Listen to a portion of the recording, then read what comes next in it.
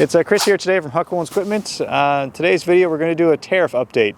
And the update's going to be about how it affects a little machine dealership here outside of Cobham, Ontario, Canada. So in today's video we're going to be talking about updating the tariffs on Kubota products, some of our steel culvert products, and also talking about some Canadian products here that we get in and how it's affecting everybody and how it's going to change as we move forward and what the outlook is for the coming few months. So stick with us as we dive into it.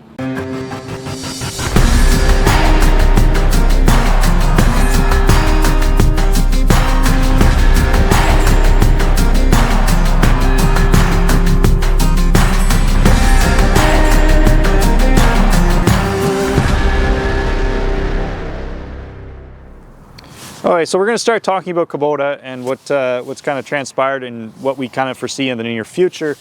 Everything can change even by the time this video is released, right? So as you'll see behind me, that's why we're starting here, is you'll see a bunch of Kubota loaders. These do come out of states. They're manufactured out around Georgia, Gainesville area. So these we got ahead of time. You know, Kubota was very proactive in what they were doing. They kind of seen it coming down the pipeline. So they got loaders and stuff that's made in the States to the Canadian dealerships quite early. So what has been enforced so far is your lawnmowers. So specifically the zero turns and the stand-on mowers are 25% tariff. So again, Kubota was extremely proactive. They seen it coming. They got roughly 95% of those orders that were supposed to come to the Canadian dealerships. So if you see a zero turn on somebody's lot, it is more than likely not tariffed. They have now stopped orders. So if you said, I want one right from factory tomorrow, it isn't going to happen. They're not going to ship it to you. So again, because nobody knows whether these tariffs are on for short term, long term, it's all up in the air, right? So interesting part, not so interesting part. So we got our zero turns. A lot of the other manufacturers, unfortunately, it doesn't look like they're going to, or we're going to see kind of idea. We do know that C&H has halted all orders, whether it's from Europe or North America. We're seeing some of that kind of come into play with Kubota as well. So take, for example, the BX lineup. So your BX 1880s and 2680s are Japanese. So they still come out of Japan, no worries of tariffs. Your BX 2380s and BX 23Ss are made in the States. So you're going to see tariffs on that in the near future. Saying that is, well, if I want a BX with a loader, well, the loader comes out of the States, whether there's going to be tariffs on that, it's in the near future, whether that'll be decided or not. But if you get a mower deck on it, it will be tariffed. Any mower deck that's bolted onto a tractor right now is going to be tariffed. So that starts in your BXs, your Bs, and your LXs. So that in the short term is what's happening. Again, any of these tractors, they do come on tires. I'm not sure where the tires come from. I know it's American companies that have them, whether they're made in the US of A, no idea, or do they come from China or elsewhere, I don't know. So you could see potential quite a few tariffs on that as well. Kubota, again, has been proactive in getting stuff out of the States ahead of these. And it hasn't affected anything so far too drastically. What we may see in the near future though is if Canada retaliates, and right now we're in stage 2 of the tariffs. If they go to stage 3, you will see everything tariffed coming for Kubota products out of the States. So that means your Great Plains, your Land Pride, anything manufactured down there will be at a rate of roughly 25%. So hopefully that doesn't come to that, and hopefully we can avoid that, but that is what is transpiring right now. But let's jump now to talking about some of our steel products that come out of Quebec for steel culvert. Okay, so we've jumped over. We're going to talk about culvert, steel culvert specifically. It's a very simple product. That's why we're going to talk about it. It's not crossing the border. You know, it's not a tractor that goes across or gets parts from multiple different countries bolted together to make one simple thing. Sorry, I shouldn't say simple whenever it comes to assembly of a tractor. There's a lot of things going on there.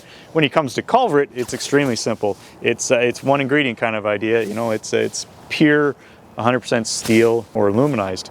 It makes it very simple. There is no tariffs involved kind of idea. So it's a Canadian product. You know, it's Canadian steel at a Canadian company, shipped to a Canadian company as well. So it's not going across that border. It's not interfering with any of that. So it's good on a consumer end. It's going to be price stable and everything. On the company side, so the company is North America wide, they ship a lot of product to the States.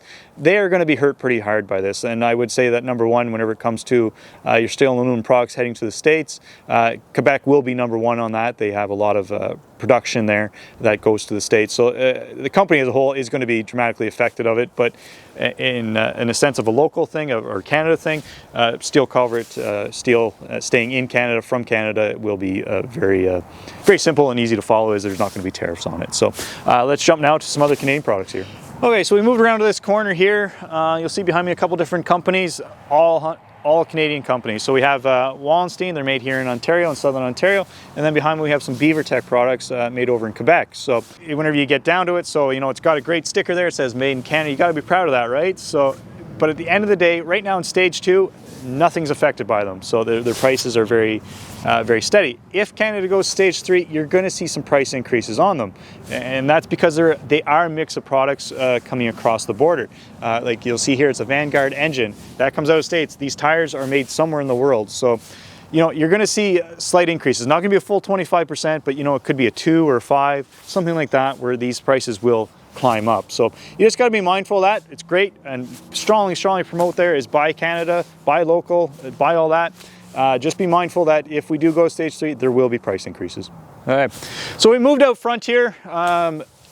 We've got a lot of products around us here. I'm going to point out a few of them where they're from, so you can get an idea of what these tariffs mean or don't mean. So starting right there with that R640, straight from Germany, 0 tariffs, not going to see nothing. We have a good relationship with Germany. Right beside it, we got the Grandel, straight from Japan. Don't have to worry about anything there. The unfortunate part is the loader comes out of the States.